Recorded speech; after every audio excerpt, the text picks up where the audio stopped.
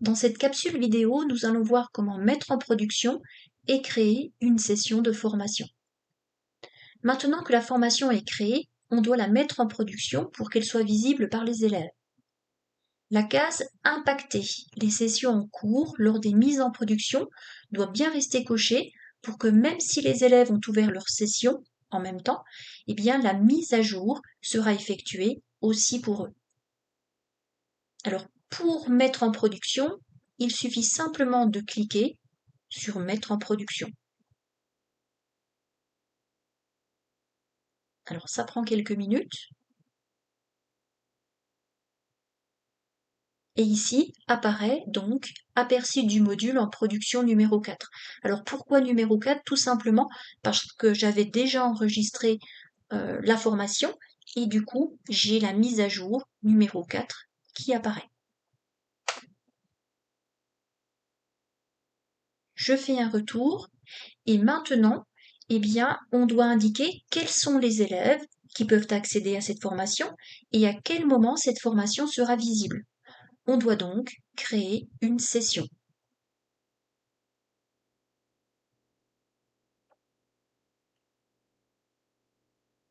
On a déjà le nom de notre formation qui apparaît.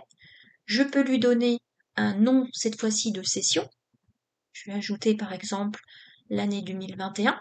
Alors, toutes les cases ne sont pas à remplir. Le mode d'inscription, lui, est obligatoire. On restera en back-office car c'est nous, en tant qu'enseignants, qui allons inscrire nos élèves à cette formation. Ce n'est pas, par exemple, une formation en libre service. On peut indiquer également les formateurs, parce qu'il peut y en avoir plusieurs. Donc moi, je vais simplement mettre mon nom. Alors, s'il y a plusieurs formateurs, ça veut dire que si on a par exemple un cas pratique comme ressource, eh bien, tous les formateurs recevront les fichiers envoyés par les élèves. Il faut remplir la planification, c'est-à-dire le début et la fin de la session. Donc, par exemple, je vais mettre 14h30 le 15 juin et la fin de la session le 30 juin à 18h.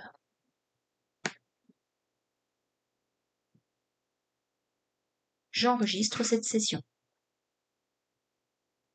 Alors, la session a été enregistrée, mais on m'indique, attention, la programmation de cette session est incomplète. Pourquoi? Parce que dans les ressources, j'en ai inscrit une qui correspondait à une séance de classe virtuelle. Il faut donc la planifier également. Donc pour cela, on va dans l'onglet Planning. Voilà, donc pour l'instant, en fait, on a le module de base, notre formation, qui est planifiée, donc ça correspond à la durée de notre session. Et il y a également la séance de classe virtuelle qui doit être planifiée. On peut aussi avoir une vue complète si on veut modifier quelques ressources de différents chapitres, de différents modules. On peut aussi avoir un mode de visibilité par semaine ou par mois. Voilà, donc maintenant, alors je ne vais pas faire pour l'instant la vue complète, mais je vais surtout planifier la séance de classe virtuelle. Alors la séance de classe virtuelle était basée dans le chapitre 2. Donc, si je planifie d'abord la séance de classe virtuelle et que je ne planifie pas le chapitre 2, en fait, la durée du chapitre 2, la durée de visibilité, sera basée sur la ressource qui a eu besoin d'être planifiée. Donc, comme ma séance de classe virtuelle est sur le chapitre 2, je vais quand même mettre une vue complète et je vais déjà planifier le chapitre 2 correspondant. Donc, on double-clique et on peut indiquer le début et la fin. Donc, ça correspond à la durée de la session, j'enregistre, je ne modifie pas, et là, elle va apparaître effectivement comme le module de base. Maintenant, je vais planifier la séance de classe virtuelle. les autres n'auront pas besoin d'être planifiées, elles seront visibles tant que le chapitre 2 est visible aussi. Et je vais planifier la séance de classe virtuelle le 18 juin.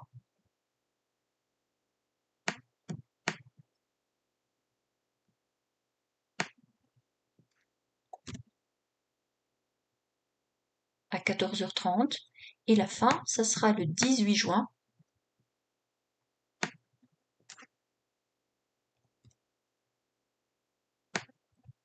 à 16h30.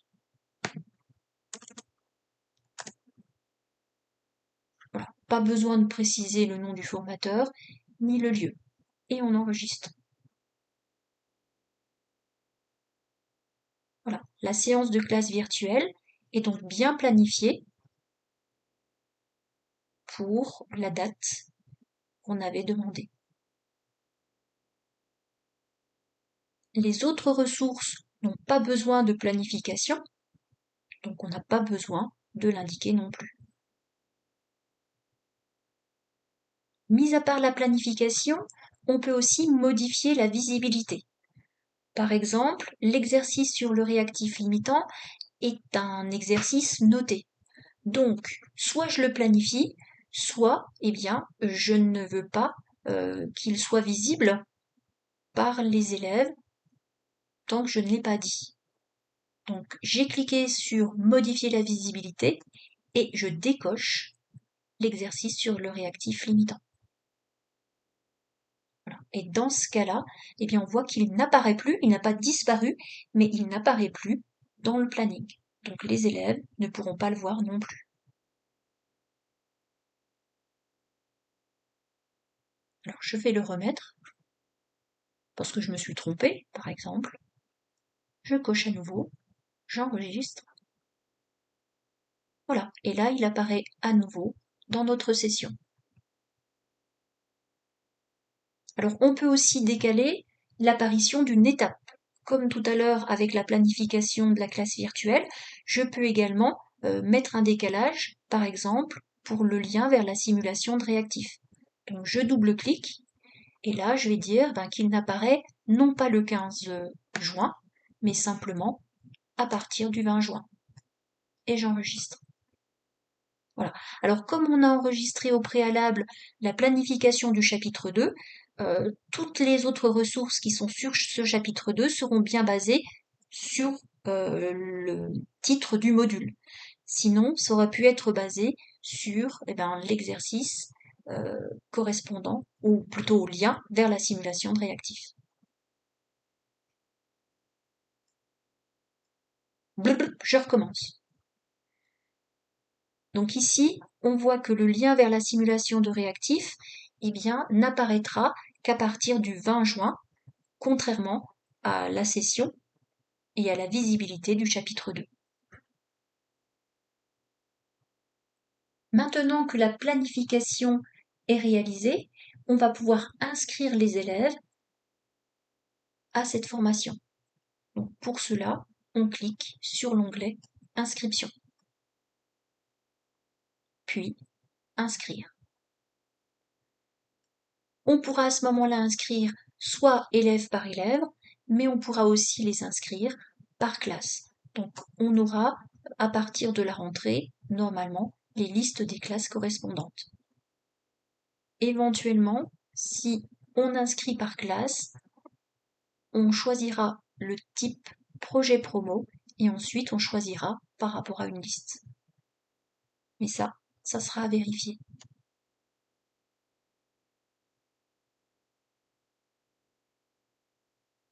Les inscriptions sont faites, la planification également, mais on peut la modifier à n'importe quel moment.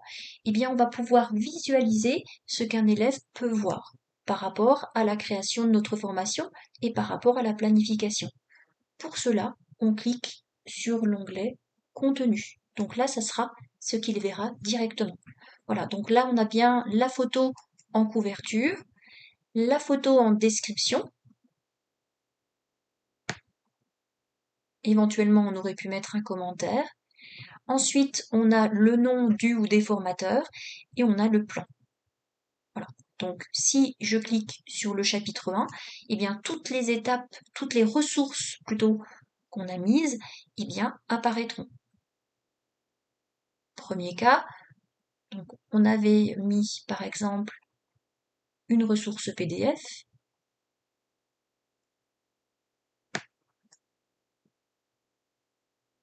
Deuxième cas, on avait mis également une vidéo directement et qui fonctionne. Comment disparaît?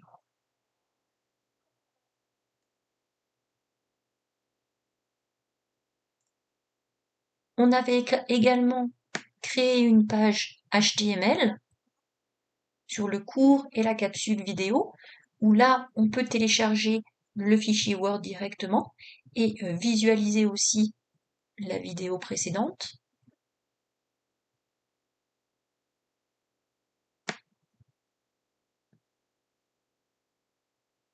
Pour le chapitre 2, eh bien, il y a le lien vers la simulation de réactifs limitants.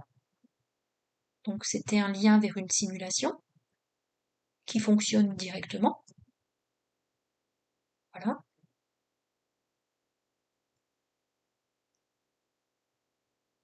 Il y a également l'exercice sur le réactif limitant. Donc ça, c'est le cas pratique et c'est ce qui permettra notamment si on a un DS de pouvoir envoyer, donc du moins que les élèves puissent télécharger et ensuite chaque élève pourra envoyer le fichier correspondant.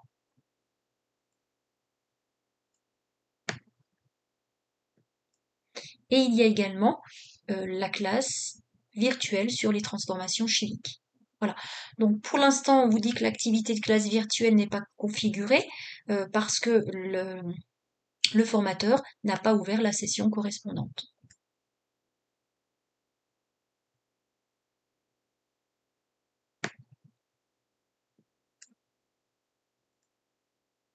Et on a enfin, pour le chapitre 3, le quiz sur les solutions aqueuses. Voilà, donc qui apparaît et pour lequel on peut y répondre. Donc la première question, on l'avait faite chronométrée. Et puis ensuite, eh bien, on a les différentes questions du quiz qui apparaissent.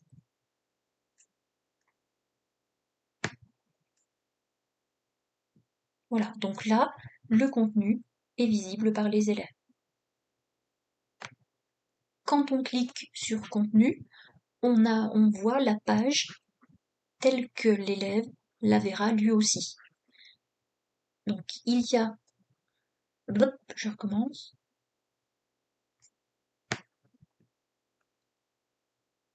Quand on ouvre le contenu, on voit la page telle que l'élève la verra. Donc ici, l'image de couverture, ensuite l'image du catalogue avec la description, le nom des formateurs et le plan avec eh bien, les différents chapitres qui apparaissent. Par exemple, le chapitre 1, Corpus et mélange, avec l'activité 1, c'était une ressource PDF.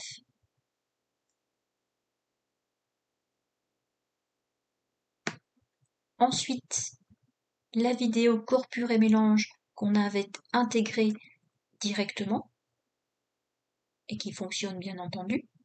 Comment disparaît?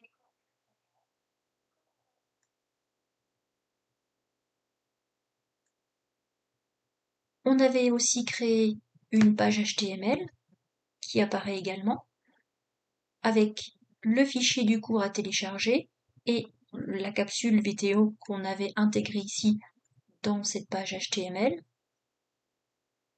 Pour le chapitre 2, eh bien, on a le lien vers la simulation de réactifs limitants. Donc normalement, cette simulation n'apparaîtra que 5 jours plus tard, hein, par rapport à la planification qu'on avait effectuée. Et le lien fonctionne. Il y a ensuite l'exercice sur le réactif limitant, qui était donc un devoir à rendre. Donc une fois qu'il aura téléchargé l'énoncé, il pourra rendre sa copie en sélectionnant le fichier correspondant et en l'envoyant. Le formateur recevra alors un message d'alerte. Il y a également la session de classe virtuelle. Pour l'instant, cette activité n'est pas configurée parce que le formateur n'a pas ouvert la session.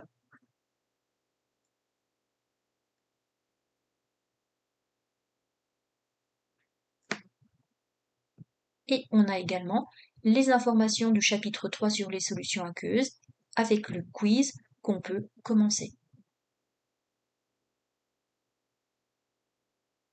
Voilà, donc à partir de là, eh bien, si on se rend compte qu'on a oublié un chapitre ou qu'on veut ajouter un chapitre, eh bien, on va aller dans Retour, Formation ou directement Conception. Et puis ensuite, eh bien, on va pouvoir créer, par exemple, un autre module. Ou alors, utiliser un autre module qu'on avait créé précédemment. Donc, je vais utiliser une ressource existante. J'insère une ressource existante.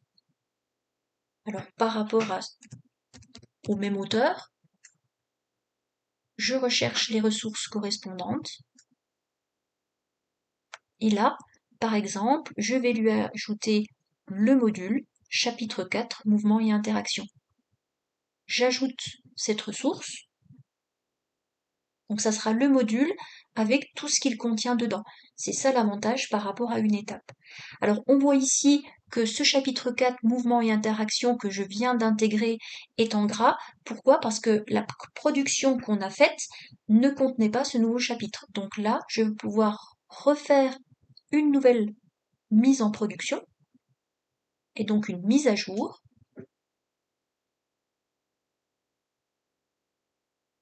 Qui prend quelques minutes.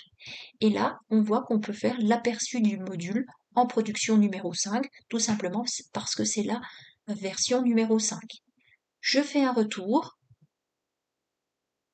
Je ne veux pas modifier la session, donc je vais simplement quand même retourner dans session, non pas pour la modifier, mais pour sélectionner cette formation et pour regarder le contenu.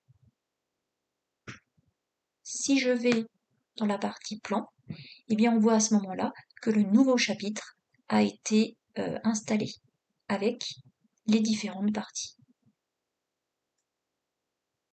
Avec l'onglet Contenu, on vérifie ce que l'élève verra quand tout sera disponible pour lui. Mais nous pouvons aussi visualiser directement notre session avec les dates de planification correspondantes. Sur la fenêtre de gauche, on clique sur Mes sessions, apparaissent les sessions en cours ou à venir. Alors, si je clique sur cette session, va apparaître le plan de formation. Et ce qui est intéressant, c'est qu'on voit que on a les dates de planification correspondantes. Donc, notamment pour l'exercice sur le réactif limitant, on a demandé qu'il ne soit pas visible à partir de la création de la session, et la séance de classe virtuelle, elle ne sera visible aussi que le 16 juin par exemple, de 12h30 à 14h30. Voilà pour la capsule vidéo sur la mise en production et la création d'une session de formation sur Sportif.